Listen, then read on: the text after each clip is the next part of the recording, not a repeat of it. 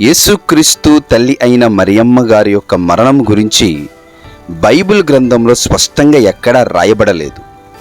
అందును బట్టి ఆమె మరణం ఎక్కడ ఎలా సంభవించింది అనే దానిపై వివిధ క్రైస్తవ సాంప్రదాయాలలో వేరువేరు నమ్మకాలు ఉన్నాయి.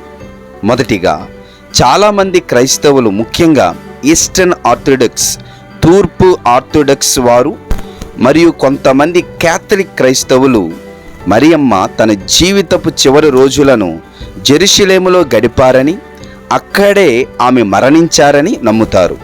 గెత్సెమనే తోటలో ఆమె సమాధి ఉందని కూడా వారు నమ్ముతారు.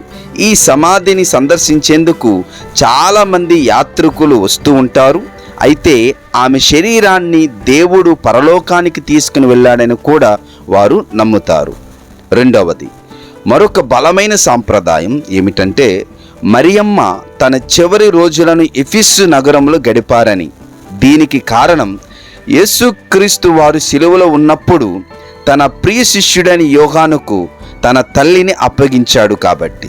యోహాను సువార్త 19వ అధ్యాయం 26-27 వచనాల్లో ఆ విషయాన్ని చూడగలం. బైబిల్ ప్రకారం యోహాను అనే అపొస్తలుడు ఎఫెసులో ఎక్కువ కాలం ఉన్నాడు. అందువల్ల యోహాను ఆమెను తనతో పాటు ఎఫెసు పట్టణానికి, నగరానికి తీసుకుని వెళ్ళి ఉండవచ్చని వారు నమ్ముతారు. అక్కడ మరియమ్మ ఇల్లు, house of the virgin Mary అని పిలువబడే ఒక ప్రాంతము కూడా ఉంది.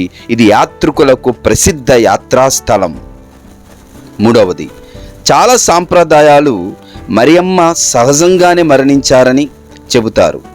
ఆమె చనిపోయిన తరువాత ఆమె శరీరాన్ని కూడా దేవుడు పరలోకానికి తీసుకుని వెళ్ళాడని క్యాథలిక్ అలాగే ఆర్థోడాక్స్ సంఘాలు బలంగా నమ్ముతాయి.